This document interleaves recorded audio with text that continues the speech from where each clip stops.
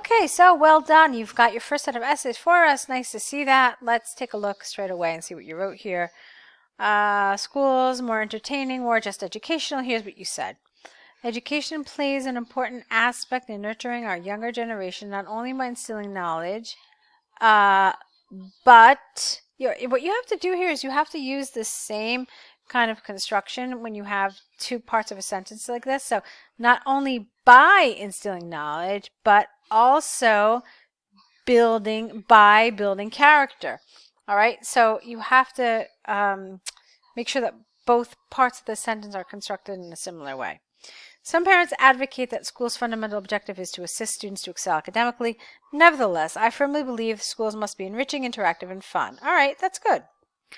First of all, entertaining activities will bring out, I think that you mean here, talent in a student which would otherwise be hidden if the focus is put on academics, plural, alone. This is largely due to different student. No, this is largely because different students are born with different potentials, and schools play a role to introduce activities to unfold the hidden prodigies which will flourish one day in future. Michael Phelps is a novel example. His academic performance was lacking, but his talent in swimming was noticed by his school coach in swimming sessions. He then was sent to the national swim team and eventually became, make sure your tenses are right, a gold medalist in the Olympics. Therefore, it is eminent, that's the wrong word here, that fun activities are organized routinely in schools to allow students to develop different skills they are inclined to. Okay.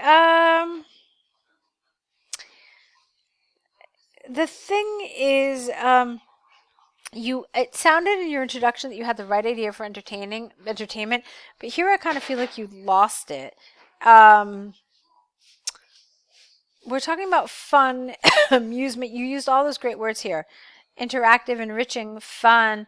You talked about enjoyment. So, and then all of a sudden you start using this example about an Olympic gymnast, not Olympic gymnast, I'm sorry, an Olympic swimmer. And then you kind of lost sight of this idea of fun. I mean, you have to be very, very dedicated and very,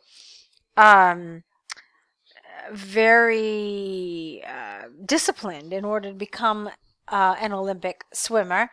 And so you kind of lost this idea of entertainment when you start getting into that kind of thing. So maybe this wasn't really the best example here. And again, I mean, if we're talking about entertainment and this idea of learning through fun, maybe this whole idea of prodigies being discovered through these activities is not really what you're going for, okay? It's like you're taking it into a different direction than I think it needs to be taken in. Okay, let's move on to the next paragraph.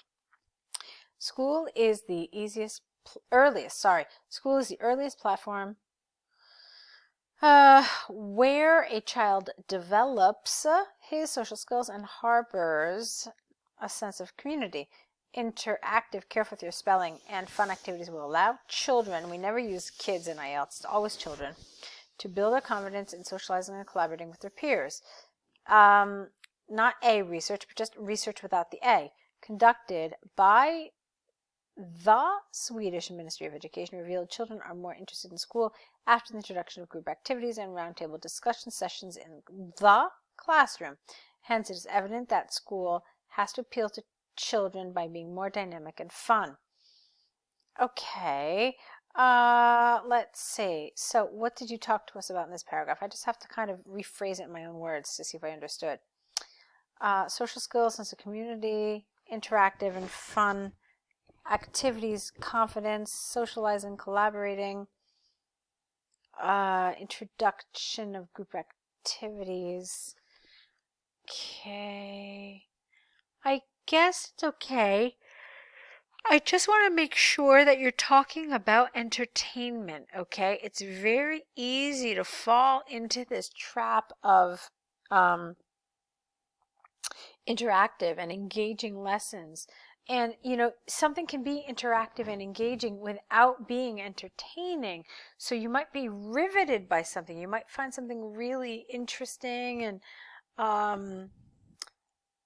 you might find yourself really engaged in it, but that doesn't mean it's also entertaining. And so this is where IELTS is really something of a vocabulary test, because they're checking to make sure that you do understand these nuances to these words. Okay, so I want you to think about that. I was just checking this paragraph a couple of times to make sure you were in fact talking about entertainment. It almost felt like you were about to step into a direction that you didn't really want to.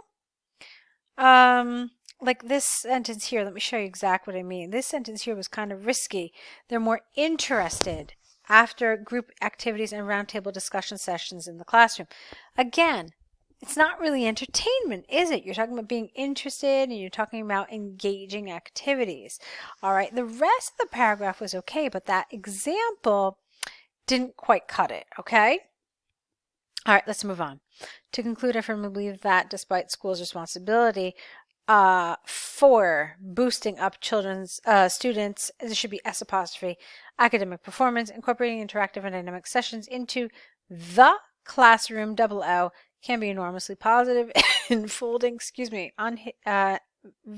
unfolding various hidden talents and developing social skills from the impact seen from various European countries, incorporating fun activities in the classroom. It could be predicted that this will cause a paradigm shift in our future education portfolio. Okay, so on the whole, it's good, especially for your first essay. There are a lot of things I like, but there were some things that needed just a little tweaking. Okay, so let's look at your second essay. All right, so here it is, doing an enjoyable activity with a child. So here's what you said. Universally, it is evident that many countries' education system, let's see, what did you do here? It is evident that many countries' education systems have incorporated play sessions and outdoor activities into the conventional academic-based curriculum.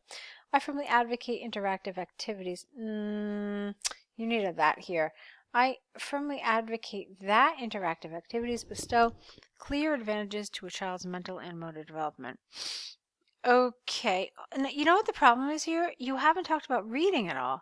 You didn't even mention the word. It's like you're in your attempt to use a lot of novel vocabulary, you've kind of missed the point, and that we're supposed to be comparing one thing to reading, okay? This idea of enjoyable activities. So I felt you kind of overshot it with the vocabulary, and so you had to introduce this idea of reading here. All right, so let's move on. Firstly, gaming consoles enhance a child's hand-eye coordination, spatial awareness, which clearly are not attainable by reading alone. Okay, we don't use contractions in IELTS, just as we don't use words like kids. So no contractions. This is naturally developing as gaming consoles require a child to simultaneously use, no S, child to simultaneously use their sight to analyze the gaming interface whilst using their fingers to handle the controller. For instance, a study conducted by Harvard University, capital U, had demonstrated that children who spend time playing PlayStation are able to score higher on psychometric tests, plural S, than children who immerse themselves in reading. Hence, playing a gaming console can lead, no S here, on to developments of motor skills and coordination, which is clearly unable to flourish from academic reading. All right, some of this vocabulary is a little unnatural, unable to flourish. Just felt like a little bit too much. Here you mentioned reading, and here you mentioned reading, so I guess that's okay. At least it was mentioned, unlike in your introduction, so that's fine. Yeah, I would say the rest of the paragraph is fine. You certainly followed the template and the notes that you were provided, so that was good.